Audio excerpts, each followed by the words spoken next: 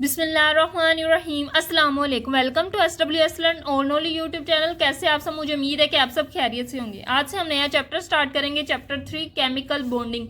Very interesting chapter, my most favourite chapter. इस book में सबसे ज़्यादा इंटरेस्टिंग चैप्टर यही है।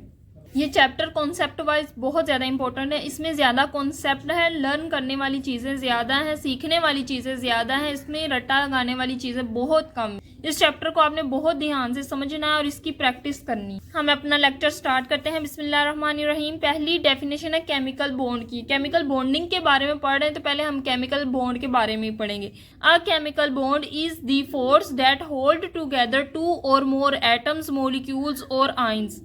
केमिकल बॉन्ड एक फोर्स है, एक कशिश है, ये जो दो एटम को आपस में जोड़े रखती है।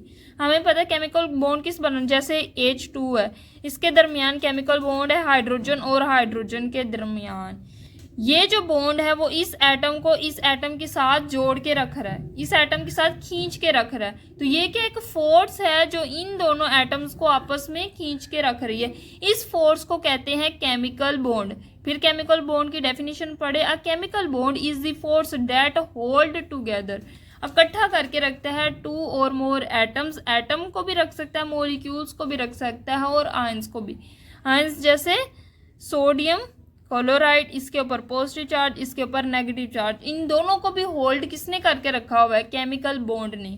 वैसे तो केमिकल बॉन्ड्स की डिफरेंट टाइप है, लेकिन 4 मेजर टाइप हैं। पहली है आयोनिक बॉन्ड, दूसरी है कोवेलेंट बॉन्ड, तीसरी है डेटिव या कोऑर्डिनेट कोवेलेंट बॉन्ड, चौथी है मेटेलिक बॉन्ड। सबसे ज्यादा स्ट्रॉन्ग बॉन्डिंग होती है मेटेलिक बॉन्डिंग। मेटल्स की जो बॉन्डिंग होती है वो सबसे ज्यादा स्ट्रॉन्ग होती है, लेकिन इन तीनों में देखा जाए तो ionic bond most strongest bond है। इनके अलावा कुछ इंटरमोलिकुलर फोर्सेस भी होती है, जैसे वंडरवॉल फोर्सेस, हाइड्रोजन बॉन्डिंग, तो वो भी हम नेक्स्ट इंशाल्लाह पढ़ेंगे। अब हमने पढ़ा कि एटम्स जो हैं वो बॉन्ड बनाते हैं। अब एटम्स बॉन्ड्स क्यों बनाते हैं वो भी तो हमें पता होना चाहिए। According to the Lewis theory of bonding, atoms makes bond to complete their outermost shell to have noble gas like configuration। हमने पढ़ा है कि हर एटम क्या चाहता है? इलेक्ट्रॉनिक कन्फिग्रेशन कंप्लीट करना चाहता है। वो चाहता है कि मेरे जो वैलेंस शेल के इलेक्ट्रॉन है वो कंप्लीट हो, मैं भी नोबल गैस जैसा बनूं। नोबल गैसेज वाहद क्लास है पीरियोडिक टेबल की जो स्टेबल है, जो सबसे ज्यादा सुकून वाली जिंदगी गुजार रही है। लेकिन जो बाकी एलिमेंट है वो भी इनकी तरह स्टेबल होना चाहते हैं। वो चाहते हैं इनकी तरह हमारे पास भी कंप्लीट बैलेंस शेल हो। तो इसलिए वो क्या करते हैं? इलेक्ट्रॉन गेन करते हैं या लूज करते हैं ताकि वो नोबल गैस की कन्फिग्रेशन हासिल कर सके। This is mostly attained through the formation of an octet in valence shell. ये किस तरह होता है कि वो वैलेंस शेल में अपना ऑक्टेट कंप्लीट करते हैं। ऑक्टेट का मतलब 8 इलेक्ट्रॉन। वो अपने वैलेंस शेल में 8 इलेक्ट्रॉन कंप्लीट करना चाहते हैं। अगर वैलेंस शेल में 8 इलेक्ट्रॉन कंप्लीट हो जाते हैं तो उनकी इलेक्ट्रॉनिक कन्फिग्रेशन नोबल गैस जैसी हो जाएगी और वो भी स्टेबल हो जाएगी। सो हर एटम इसलिए बॉन्ड बनाता है ताकि उसके आउटर मोस्ट शेल में इलेक्ट्रॉन कंप्लीट हो जाए और वो नोबल गैस की इलेक्ट्रॉनिक कन्फिग्रेशन गेन कर सके और अपना ऑक्टेट कंप्लीट कर सके। सो ये रीजन भी आ सकती है कि एटम्स क्यों बॉन्ड बनाते हैं।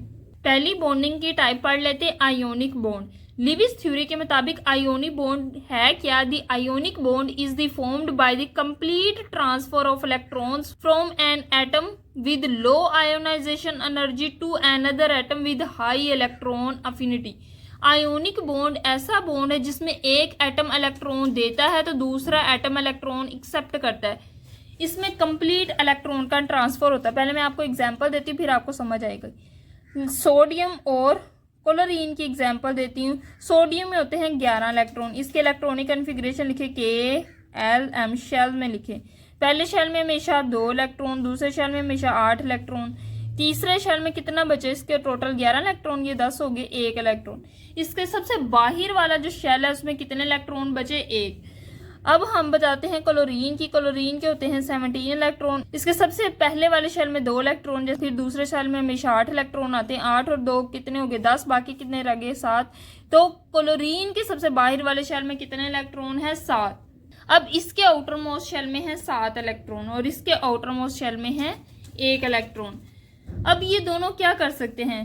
अब सोडियम के लिए तो इम्पॉसिबल है कि वो 7 इलेक्ट्रॉन गेन करके अपने वैलेंस शेल में 8 इलेक्ट्रॉन कंप्लीट करे। कितना मुश्किल है ना कि उसके पास 1 इलेक्ट्रॉन है और वो 7 इलेक्ट्रॉन कहाँ से लेके आए। क्लोरीन है उसके लिए आसान है क्योंकि उसके पास 7 इलेक्ट्रॉन पहले ही हैं, सिर्फ उसे 1 इलेक्ट्रॉन चाहिए अपना ऑक्टेट यानी 8 वैलेंस शेल में इलेक्ट्रॉन कंप्लीट करने के लिए। तो सिंपल सोडियम क्या करेगा, ये 7 इलेक्ट्रॉन गेन नहीं कर सकता तो ये क्या करेगा, अपना 1 इलेक्ट्रॉन निकाल देगा। जब ये अपना 1 इलेक्ट्रॉन निकाल देगा क्लोरीन को दे देगा, इलेक्ट्रॉन निकाल देगा, इसका ये वाला शेल खत्म हो जाएगा, इसका ये वाला वैलेंस शेल बन जाएगा जिसके 8 इलेक्ट्रॉन कंप्लीट होंगे। सो ये भी स्टेबल हो जाएगा, ये भी खुश। और जब ये इलेक्ट्रॉन इसके पास आ जाएगा तो इसके भी 7 की बजाय 8 इलेक्ट्रॉन हो जाएंगे और इसका ऑक्टेट कंप्लीट हो जाएगा। सो इलेक्ट्रॉन का कंप्लीट ट्रांसफर होगा। सोडियम से क्लोरीन में कंप्लीट इलेक्ट्रॉन का ट्रांसफर हुआ है। अब मैं बताती हूँ किस तरह इलेक्ट्रॉन का ट्रांसफर होगा। सोडियम के पहले शेल में है 2 इलेक्ट्रॉन, दूसरे शेल में है 8 इलेक्ट्रॉन, 1 2 3 4 5 6 7 8। तीसरे शेल में है 1 इलेक्ट्रॉन तो ये 1 इलेक्ट्रॉन आ गया। अब क्लोरीन के पहले शेल में है 2 इलेक्ट्रॉन तो आ जाएंगे 2 इलेक्ट्रॉन, 1 2। दूसरे शेल में 8 इलेक्ट्रॉन तो आ जाएंगे 1 2 3 4 5 6 7 8। तीसरे शेल में है 7 इलेक्ट्रॉन तो आ जाएंगे 1 2 3 4 5 6 7। 7 इलेक्ट्रॉन कंप्लीट हो गए। अब यहाँ से क्या करेगा, ये क्लोरीन सोडियम से 1 इलेक्ट्रॉन खींच लेगा अपनी तरफ। इसकी हाई इलेक्ट्रॉन अफिनिटी है। हाई इलेक्ट्रॉन अफिनिटी का मतलब ये बड़ी खुशी से इलेक्ट्रॉन को एक्सेप्ट करता है।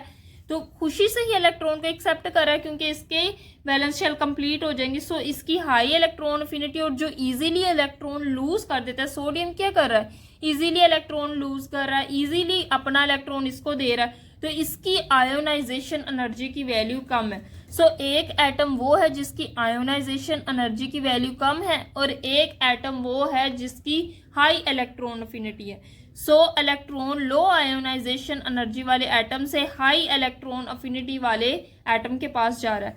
अब देखो क्या होगा, सोडियम ने जब 1 इलेक्ट्रॉन क्लोरीन को दे दिया तो क्या होगी सोडियम की इलेक्ट्रॉनिक कन्फिग्रेशन, पहले शेल में 2, दूसरे शेल में 8, 1 2 3 4 5 6 7 8। ये इलेक्ट्रॉन खत्म हो गया, ये दे देगा इधर क्लोरीन को। अब क्लोरीन के पहले शेल में 2, दूसरे शेल में 8 और तीसरे शेल में कितने हैं 7, 1 2 3 4 5 6, ये 7 और एक ये इसने किससे हासिल किया है, सोडियम से। तो इसके वैलेंस शेल में 8 इलेक्ट्रॉन कंप्लीट हो चुके हैं। अब देखो सोडियम के भी वैसे वैलेंस शेल में कितने 8 इलेक्ट्रॉन कंप्लीट हो चुके, क्यों, क्योंकि इसका ये वाला वैलेंस शेल नहीं अब रहा, अब ये वाला वैलेंस शेल रहा है, इसके इलेक्ट्रॉन खत्म हो चुके। सो इसने इलेक्ट्रॉन लूज किया तो ये इसके ऊपर आ जाएगा पॉजिटिव चार्ज। इसने इलेक्ट्रॉन गेन किया, जो इलेक्ट्रॉन गेन करता है उसके ऊपर आ जाता है नेगेटिव चार्ज। सोडियम ने क्या किया, अपना सबसे आउटर मोस्ट इलेक्ट्रॉन को लूज कर दिया और बन गया Na पॉजिटिव आयन। तो अब इसके इलेक्ट्रॉनिक कन्फिग्रेशन क्या होगी, पहले इसमें थे 11 इलेक्ट्रॉन, 1 इलेक्ट्रॉन लूज करने के बाद इसमें हो गए 10 इलेक्ट्रॉन। तो हम इसके इलेक्ट्रॉनिक कन्फिग्रेशन किस तरह लिखेंगे, पहला शेल होता है K, दूसरा शेल होता है L। तो पहले शेल में 2 इलेक्ट्रॉन, दूसरे शेल में कितने हो गएंगे 8 इलेक्ट्रॉन। सो ये होगी इसकी कन्फिग्रेशन। अगर मैं क्लोरीन की लिखूं तो क्लोरीन ने क्या किया, इसने 1 इलेक्ट्रॉन गेन किया, इसने 1 इलेक्ट्रॉन गेन किया।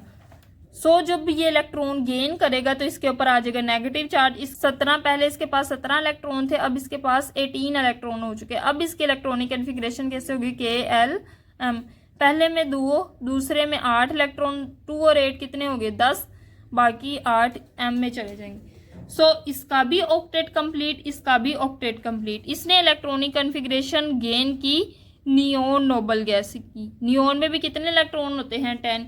और इसने इलेक्ट्रॉनिक कन्फिग्रेशन गेन की, इसने भी अपना ऑक्टेट कंप्लीट करके आर्गोन नोबल गैस के इलेक्ट्रॉनिक कन्फिग्रेशन गेन की जिसमें होते हैं 18 इलेक्ट्रॉन। तो इस तरह हर एटम इलेक्ट्रॉनिक कन्फिग्रेशन कंप्लीट करने की कोशिश करता है बॉन्डिंग के जरिए।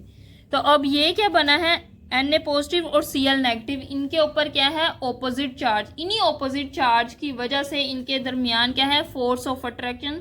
तो इनकी स्ट्रॉन्ग फोर्स ऑफ अट्रैक्शन की वजह से इनके दरमियान आयोनिक बॉन्ड बना रहेगा, स्ट्रॉन्ग आयोनिक बॉन्ड बनेगा और ये बन के रहेंगे NaCl। इस तरह में लिख सकते हैं, या हम लिख सकते हैं Na पॉजिटिव Cl नेगेटिव, आप इस तरह भी लिख सकते हैं। ये जो मैंने एग्जाम्पल दी, ये जो सोडियम था ये था ग्रुप 1 से और क्लोरीन था ग्रुप 17 से। तो ग्रुप 1 और ग्रुप 17 के एलिमेंट अक्सर आयोनिक बॉन्ड बनाते हैं। अब मैं बात करती हूँ ग्रुप 2 के एलिमेंट और ग्रुप 16 के एलिमेंट आपस में आयोनिक बॉन्ड बनाते हैं। जैसे ग्रुप 1 और 17 के एलिमेंट आपस में आयोनिक बॉन्ड बनाते हैं, इसी तरह ग्रुप 2 और ग्रुप 16 के एलिमेंट आपस में आयोनिक बॉन्ड बनाते हैं। किस तरह, ग्रुप 2 के एलिमेंट्स के आउटरमोस्ट शेल में होते हैं 2 इलेक्ट्रॉन और ग्रुप 16 के आउटरमोस्ट शेल में होते हैं 6 इलेक्ट्रॉन। मैंने कहा था ना, ग्रुप नंबर हमें इंडिकेट करता है कितने वैलेंस शेल में इलेक्ट्रॉन है। तो ग्रुप 2 का मतलब वैलेंस शेल में 2 इलेक्ट्रॉन, ग्रुप 16 का मतलब वैलेंस शेल में 6 इलेक्ट्रॉन।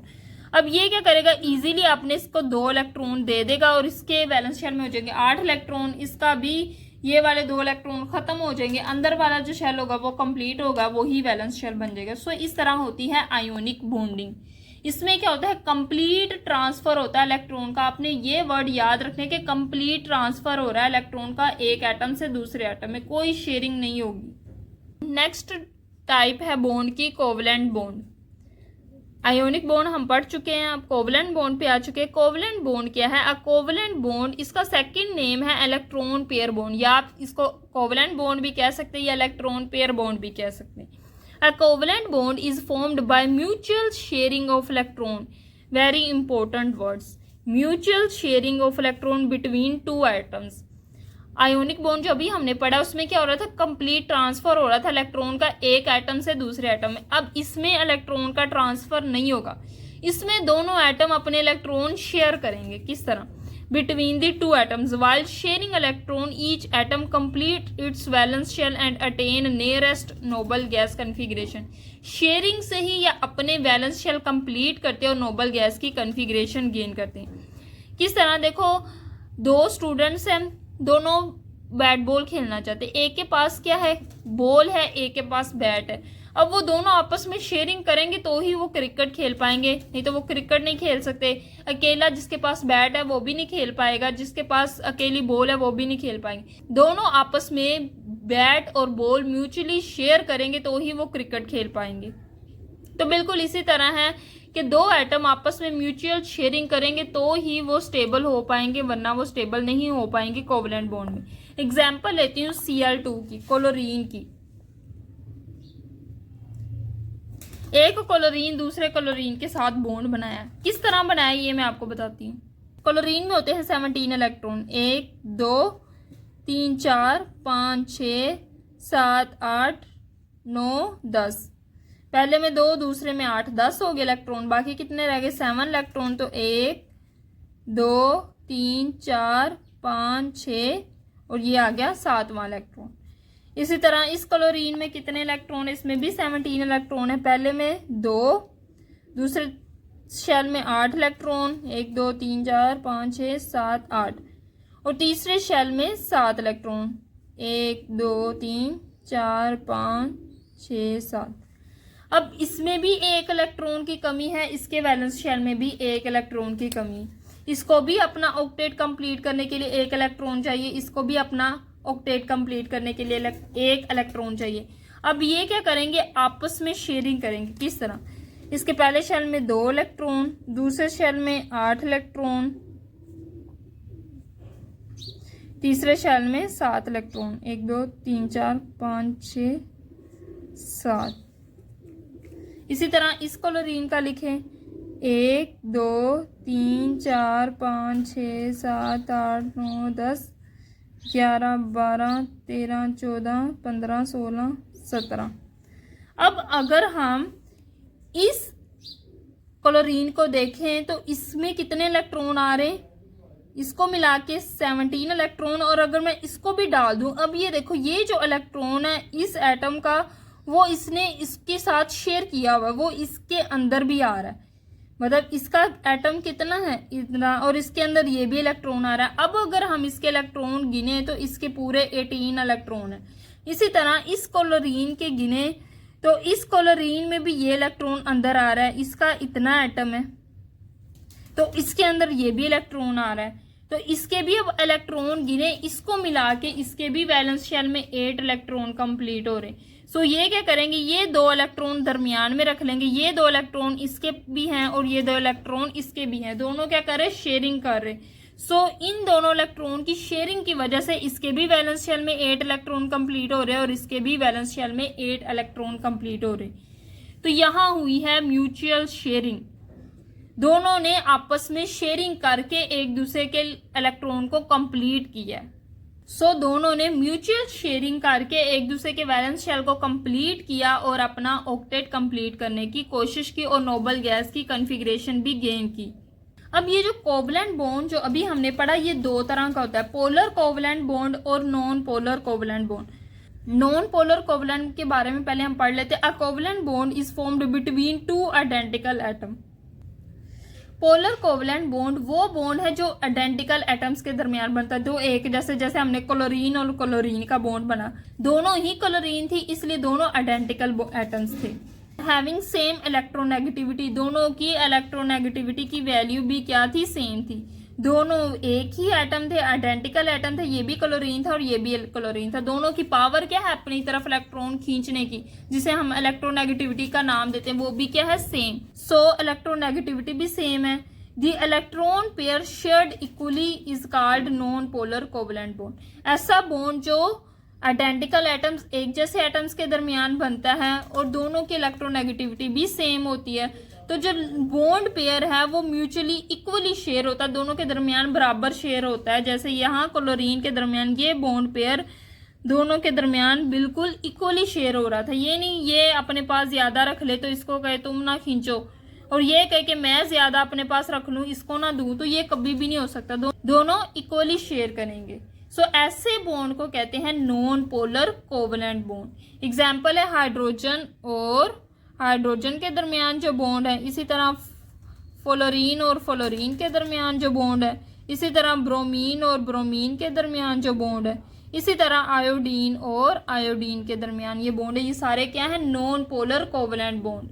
अब हम बात कर लेते हैं polar covalent bond. Non polar covalent में हमने आइडेंटिकल एटम्स की बात की, बट पोलर कोवलेंट बॉन्ड में 2 डिफरेंट एटम्स होंगे, are joined by a covalent bond, different atom join करते हैं। The electron pair is not equally shared between bounded atoms.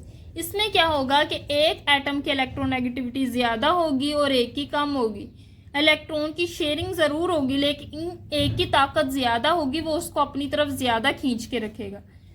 Between bounded atom, the shared pair of electron bend toward more electronegative atom. जिसकी power ज्यादा होगी, जो ज्यादा electronegative होगा उसकी तरफ इलेक्ट्रॉन का पेयर चला जाएगा।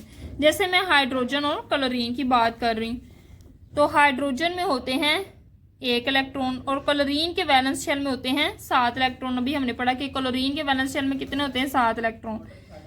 तो इसका ये देखो, ये 1 2 3 4 5 6 और ये 7वां। इस द हाइड्रोजन के वैलेंस शेल में होता है 1 इलेक्ट्रॉन, वैसे हाइड्रोजन में होता ही 1 इलेक्ट्रॉन।